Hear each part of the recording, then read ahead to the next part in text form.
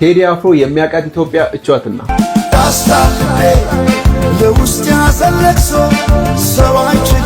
እውነታውም ደግሞ መልቀቂያ መግለጫ እንዳትሰጥ ተከልክላለና በዚህ ጉዳይ ስለ ኢትዮጵያ ነባራዊ ሁኔታ መንዝራለ ብሎ ሲጠይቅም ስለ ኢትዮጵያ አፍሪካ አንድ ለማድረግ የሞከረ ህዝብ ለራሱ አንድ መሆን አቅቶት ስቃይ ውስጥ ይገኛል ይላል። አፍሪካን አንድ ለማድረግ የሞከረ ህዝብ ለራሱ አንድ መሆን አቅቶት ስቃይ ውስጥ ነው ያለው። ሰዓት ሰውዳ እየበላን አገር ለማስቀጠል አይቻልም። የሚያሳዝን ትውልድ ነው። የዛ ትውልድ አካል ስለሆነ ነው። አላቅም የቴዲን ፍላጎት ነው እንደሆነ ወጥቶ መናገር አለበት ያልኩትም ለዛ። ስለዚህ እነዚህ የኦሮሞ ወጣት ዘፋኞች ሙዚቀኞች መተው ሞትን ሳትፈራ ወድቀናል ለአገር አፈር የላስን አበቃን ለበርገር እኛ ያቀናናት ገና ታብባለች ጨፍላቂው ሀገር እውነትም ሞታለች እኛ ግን እንኖራለን ይላል። ንዴት የሚያወጣው ነገር አደገኛ ነው ምላችሁ። ለዚህ ጉድ እኮ ነው። የአገር ካባ ለብሶ የመንደር ሰባኪ መላከ መስሎ መጣ የሬሳ አምላኪ። ይከፈት መዝገቡ ታሪካችን ይታይ አገር ማን ገነባ ማን ነው ደግሞ ገዳይ። የኢትዮጵያ ጠቅላይ ሚኒስትር ዶክተር አብይ አህመድ ደግሞ ለዚህ ዘፈኑ አልበም መልቀቂያ ምላሽ የሚሆን ንግግር እንዲህ ብሎ ተናግሯል። ማንም ኃይል በህዝብ ድምጽ በዲሞክራሲያዊ መንገድ የመጣውን መንግስት በኃይልና በወረቀት በዘፈን ጋጋታ ሊያፈርሰው ይችላል። አቅም የለውም፣ አይችልም። አንድ ኦርቶዶክስ አባት የቴዲ ሙዚቃ የአጋንንት ስራ ነው በማለት ተችቶታል። ነው ያወጣው ዘፈና ባለው ስሙ ባክ ተናገረ ማታውቃት መስል ምንድነው እግዚአብሔርና አጋንንትን እኩል ለማምለካት ሞክር። እቺ ሀገር መቼም በዘፋኝና በዘፈን መፍትሄ አታገኝም። አርቲስትንን በሚሉ ሰዎች እቺ ሀገር ጥንትም አልሰሯት፣ ዛሬም የጥፋቷ ምክንያት እነሱ ናቸው።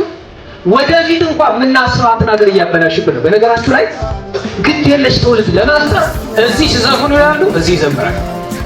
እዚህ ሲጨማለቁ ራቁታቸውን ይላሉ፣ እዚህ ነጥላቸውን ተሸፋፍረው መድረክ ላይ ይወጣሉ። የእችን ሀገር ወንድሜ ደራሲ ትከተላለህ፣ ዘፋኝ ትከተላለህ። ማንኛውንም ዘፈን ከሰማ አንተ የሰይጣን ባሪያ ነህ። ቴዲ አባይ ብሎ ዘፍኖ አባይ ሲገደብ ሄዶ አልጎበኘም። ቴዲ ንጉሰ ምኒልክ ንጉሳችን ነው ብሎ ዘፍኖ የንጉስ ምኒልክ ቤተ መንግስት ሲታደስ ሄዶ አልጎበኘም። ቴዲ ሁልጊዜም ዘፈኑ የጥላቻ ብቻ ነው በማለትም ከህዝብም ቅሬታ ተነስተውበታል። ለህዳሴ ግድቡ የኢትዮጵያ ህዝብ የተባበረባትን እናት እኮ እንጨት ለቅማ ያን ህዳሴ ግድብ ላይ ያዋጣችበትን ብር እኮ ወጥቶ እኮ ያልዘመረ ሰው እኮ ነው። ህዳሴ ግድብ ሲመረቅ ስንት አይነት የኒኩለር ማብሊያዎች እንትን ሲሉ የኦይል ማጣሪያዎች የጋዝ ማጣሪያዎች ሲመረቁ ወጥቶ እኮ ስለ ሀገር ያላወራ አንድ ተራ አዝማሪ ደንቆሮ አዝማሪ መተንተን ትላለህ። በያረቄ ቤቱና በየጠጅ ቤቱ አይደል እንደ መንግስትን ሲያማ የነበረው ቴዲ አፍሮ። ማን ነው ቴዲ አፍሮ? እንደዚህ አይነት ቆቀራም ግማታም የሆነ ሰው ያመጣችሁ የመንግስትን እንትን ነው ሊያነቃነቅ ነው። ወይኔ ብልጽግና ለትራምፕ ራሱ አልተነቃነቀም። ትራምፕ እንደዛ ሲለፈልፍ ምን ሲል አንድ መልስ ያልሰጠ መንግስት እኮ ማንንም የማይሰማ መንግስት እያንዳንዱን ነገር በእናት ዝም ብለህ ስለ አብይ መጀመሪያ ጠይቅ። ምድረ እከክ እዚህ ቴዲ አፍሮ ምናምን ትላለህ። አንድ ማሲንቆና ክራር መቼ አረቂያም ቴዲ አፍሮ ብልጽግና ሊያነቃነቅ አይችልም። መንግስት በዚህ በአንድ ተራ አዝማሪ የሚነቃነቅ መንግስት አይደለም ይሄ መንግስት። ፓስተር ትዝታው ሳበልም ደግሞ በቴዲ አፍሮ አዲስ አልበም ዙሪያ እንዲህ ሲል ተደምጧል። ቴዲ አፍሮ ቆሞ ሲዘፍን ከአፉ ውስጥ የሚወጡ አስፈሪ አውሬዎች ለዘፈን በተሰበሰበው ህዝብ ላይ በአፉ በጆሮ ሲጠቀጠቅ ነው ያሳየኝ እግዚአብሔር መንፈስ። ሕያው እግዚአብሔር ምስክሬ ነው። እግዚአብሔር ምስክሬ ነው። ከሱ የሚወጣው ስፒሪት አስፈሪ ፊት ባላቸው አራዊት የተሰበሰበው የሚዘለው ህዝብ ውስጥ በአይኑ በጆሮ በአፉ ሲገባበት ነው ያየው። ይሄን ደግሞ ተናግሬያለሁ። ጋዜጠኛ እንዳልካቸው ዘነበም በአዲሱ ቴዎድሮስ ካሳሁን አልበም ዙሪያና እንደዛውም ስለ ዶክተር አብይ አህመድ ያለውን በመሃላቸው ከረከሩን እንዲህ ስል ሐሳቡን አብራርተዋል። ቅዱሱም ይቀደስ ርኩሱም ይርከስ አዋቂ ነኝ ባይ ግን የሰውን ድንበር አይጣስ የሚል አንድ አባባል አለ። ከሰሞኑ ሁኔታ ጋር ተያይዞ በጣም ብዙ ነገር የተባለ ነው። እኔ ግን እዚች ነገር በጣም ቀልቤና ጆሮዬን ስለሳበች ነው። አብይ አህመድ ፈራ፣ 4 ኪሎ ተረበሸ ምናምን። አብይ አህመድ ፈራ ይቺ በእውነት ፈርቶ ስልጣን ላይ ከመምጣቱ በፊት በምስራቅ አፍሪካ ውስጥ በገንዘብም በሴኩሪቲ አቅሟም አንቱታን ያተረፈችን ህወሓት የምትባል ግዙፍ ድርጅት ለማሽመድመድ እያሳሳቀ መለስ እግር ስር ቁጭ ብሎ በረከት ስምኦን የሚባል ጃይንት ሰው ሸውዶ እና አቦይ ስብሃትን ባልጠበቁት መንገድ ድርጅቱን እንዳልነበረ አድርጎ ስልጣን ላይ ከመጣ በኋላ እንኳን ችግኝ ሲተክል ኳስ ሲጠልዝ ሲስቅ ሲያሳቅቅ እናቶችን ሲስም በየሀገሩ ቱር ሲያደርግ በቃ አይሆንም ብለው እንደፈለጉ ሊጫወቱ ሲሞክሩ አሽመድምዶ አስቀምጦ ዛሬ ላይ ከዛሬ 9 እና 8 ዓመት በፊት የኢትዮጵያ ወታደር ቼክ ብታረግ በብሔር ተቧድኖ ቃታ ሊሳሳብ ጥቂት የቀረውን ወታደር እንደ አዲስ አደራጅቶ የሀገራዊ ሜንታሊቲ እንዲኖር ወታደሩን አድርጎ ዛሬ ኢትዮጵያ ወታደሩ ፊት ብሔር ብታወራ በጥፊ ነው የሚጨረግዱ። ጉዳዩ አይደለም። ኢትዮጵያ ወታደር ኢትዮጵያ የሚል ሜንታሊቲ ወታደሩ ውስጥ ገንብቶ ከእግረኛ እስከ ስፔሻል ፎርስ እስከ አየር ኃይል በምስራቅ አፍሪካ ግዙፍ የወታደር ተቋም የገነባን ሰውዬ በግጥም ይፈራል ማለት ነው። ያውም በለጭና በተጻፈ ግጥም አስፈርቶት አብይ ዌልካም ና እስቲ እናውራ። አብይ አህመድ አሊ ስልጣን ላይ ከመጣ በኋላ በሱ ስልጣን ላይ መምጣት ምክንያት በርካታ የውጭ ሀገር ተቃዋሚዎች መጡ። በሰላም ሀገር ላይ ኑሩ ተባሉ። እድሉን አልተቀበሉ። እኔና አብይ ነን ሁለት መንግስት ነን ሲሉ ግርማ የሌለው ሞገሳቸውን ገፎ በሸሚዝና በካራባት አረጋቸው። ይሄው እንደ እብድ በየሚዲያው ሲናከሱ ታያለ። ቀለው እንደ ሶቪየት ህብረት ፈልቶ የቀዘቀዙ ሽማግሌዎች ሀገሪቱን መጫወቻ አያረጓትም ሽግግር መንግስት እያሉ የኢህአፓይ ርዝራዥ በትውልድ አይጫወትም ብለው ዳር አስይዟቸው ቁጭ አርጎ ምንነታቸውን ማንነታቸውን የኢትዮጵያ ህዝብ እስኪያውቅላቸው ድረስ እርቃናቸውን አስቀርቷል። አብይ አህመድ አሊ እኮ በግጥም ሊወርድ ሊፈራ ማለት ነው። ሰውየው ኢትዮጵያ መጻኢ ዕድሏን ይወስናል የሚባለውን ግዙፍ ወደብ የአሰብን ወደብ በድርድር ካልሆነ ግን እያለ በኮንፊደንስ በኢትዮጵያ መሪዎች ታሪክ ታይቶ በመታየቁ ሁኔታ በራስ መተማመኑን ቀና አርጎ ወደቡን እንወስዳለን የሚል በራስ መተማመኑ የትውልዱን የወደብ ጥያቄ እንደ አዲስ ያነሳሳ ኢትዮጵያን የሚወድ በናሽናል ኢንተረስት ለሰከንድ ሽርፍራፊ የማይደራደረው አብይ አህመድ አሊ ብዙዎች ኢትዮጵያ በምትል ማሊያ ተደርበው ግን የዚች ሀገር ጠላት መሆናቸውን እንዲህ ያሳየን እኮ ነው አብይ አህመድ አሊ።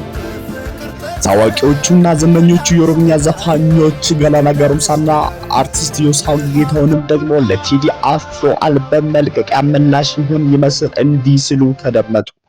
ጉድ እኮ ነው ያገር ካፕ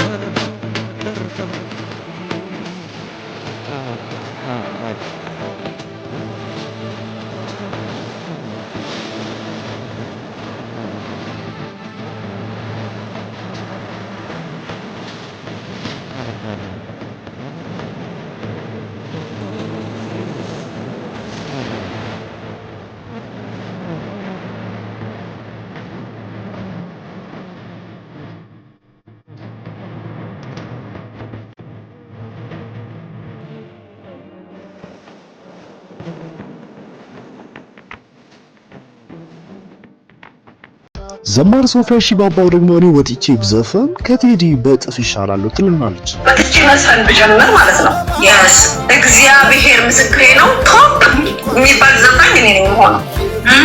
በቃ ማለት ቴዲ አፍሮ በጣም አይደለም የወደደው ማለት ያስ እግዚአብሔር ምስክሬ ነው እሱ ከኔ ቀጥሎ ነው የሚሆነው። ነብዩ ሱራፌል ደምሴም ደግሞ የቴዲ አፍሮ አልበም አሁን እየተለቀቀው ሰይጣናዊ ዘፈን በማለትም ተቃውሞታል። ዘፈናቸው እንዳይሰራ፣ ዘፈናቸው እንዳይከናወን፣ ዘፈናቸው ሞገስ እንዳይኖረው፣ ዘፈናቸው የሚያስጠላ እንዲሆን ጸልያለሁ። ከህዝቡ አይምሮ ላይ የዘፈንን መንፈስ በኢየሱስ ስም መታለሁ። በኢትዮጵያ ላይ በኢየሱስ ክርስቶስ ትውልድ ተነስቶ ዘፈን በቃኝ እስከሚል ድረስ ዘፈን መስማት አንፈልግም። የቴዲ ዘፈን ሰምቼዋለሁ። በጠቅላላ እያንዳንዱ የዘፈን አድናቂ ስለሆነ በጭባጫ ነው።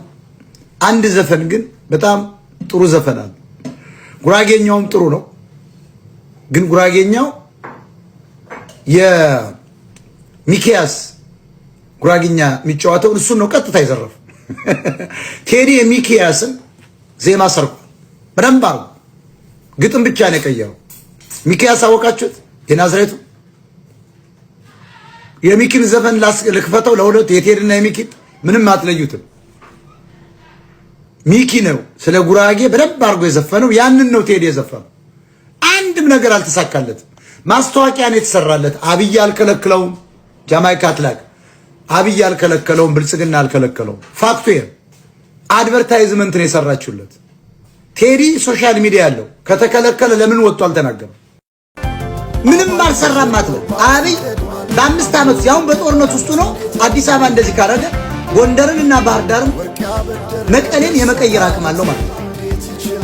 አለው ሰውየው አቅም አለው ማለት ነው።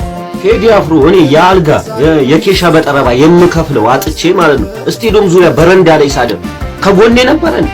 እነዚህ ልጆችን ትምህርት ማስመዘግብበት አጥቼ የምበለው የምጠጣው አጥቼ ማለት ነው በቃ ጎዳና ለጎዳና እንደዛ ስር መሰመስ አጠገቤ ነበረን።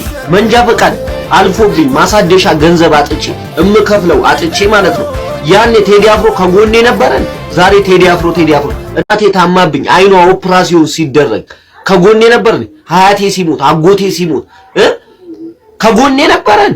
እንደዛ መከራዬን አለቼ በጫት ሱስ በቃ ነገር ስራው በቃ ህይወቴ ተመሰጋቅሎብኝ በቃ ጫት ህይወቴን ያስረሳኛል ብዬ እንደዛ ስቅም ምን ስል በቃ ከጎኔ ነበረ ቴዲ አፍሮ ምትል ቴዲ አፍሮ የራሱን ታሪክ ሰርቷል። የራሱን ቤተሰብ ቆንጆ አድርጎ እያስተዳደረ ነው።